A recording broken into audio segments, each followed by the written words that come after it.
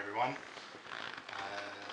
today I'm going to do an unboxing of a Seiko SRP637.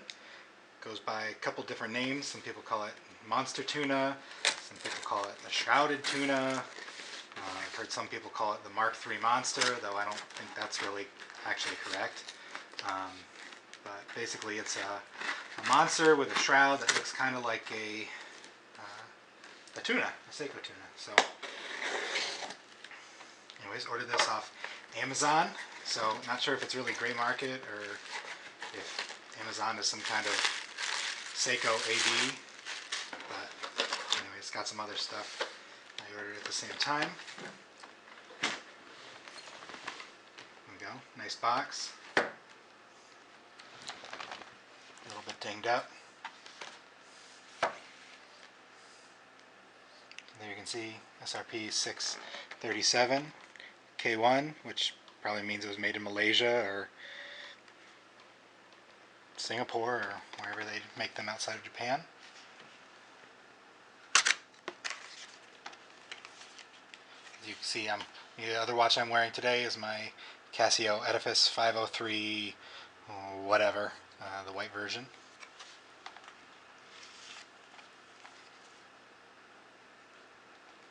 Instructions, guarantee, more instructions.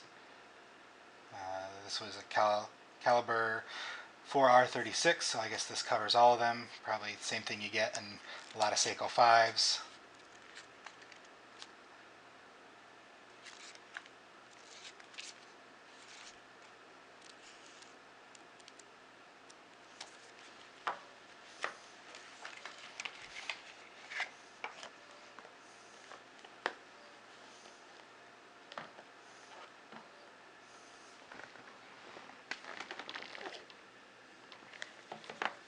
Another cardboard box,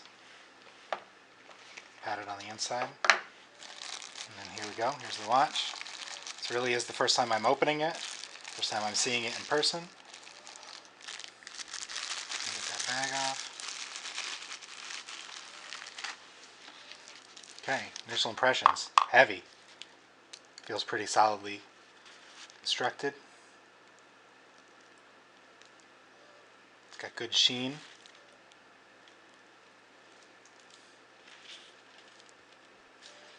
Bezel's misaligned. Nice smooth bezel. 120 clicks. Let's take a look.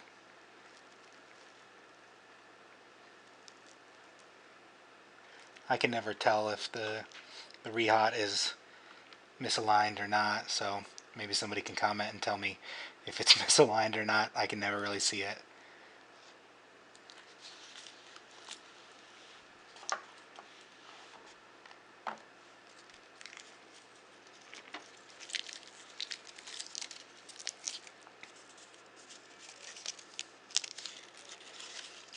Not returnable if strap is tampered or removed. Please read instructions before using. That actually wouldn't really be too hard to remove. All you'd have to do is release the bracelet and slip that off. But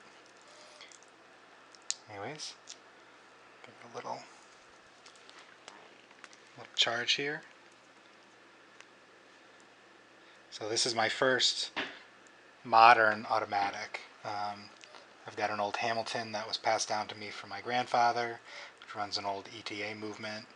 I've got a Slava Russian watch, which is also automatic, but it's pretty much the most basic automatic you could get. Just a couple turns here.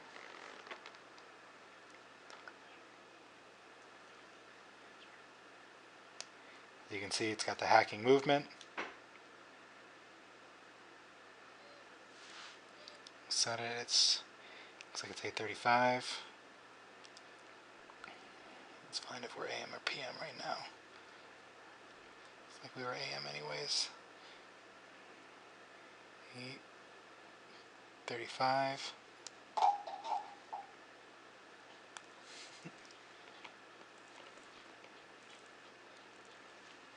Very tight screw down crown. The noise you can hear in my background is my dog trying to get his toy from something.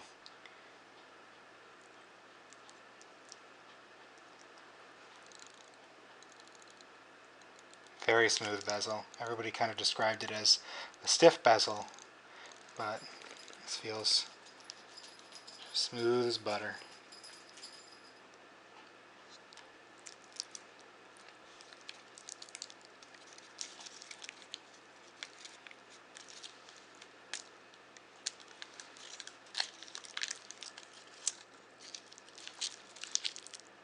Strap, it's got the diver's extension here. Probably can't do that till I get all the plastic off.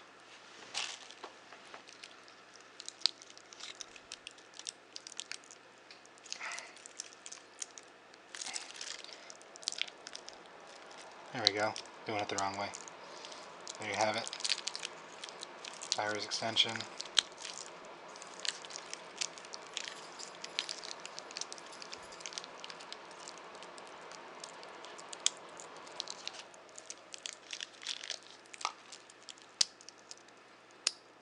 My solid clasp. What do you think, Mo?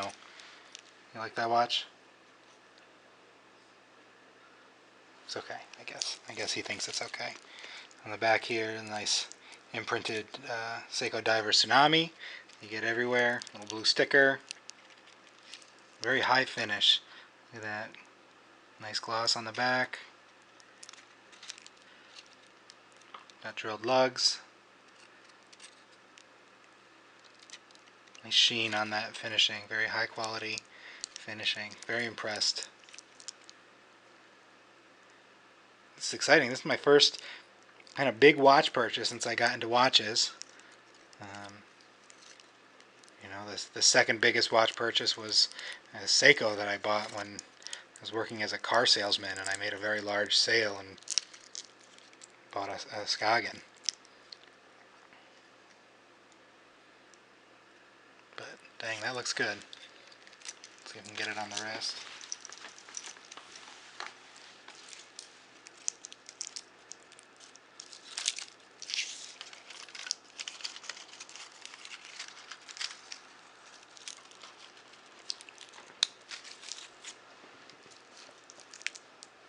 There you go. Hangs nicely. Doesn't look too crazy. Would probably fit under my cuff without too much trouble. It's got good weight.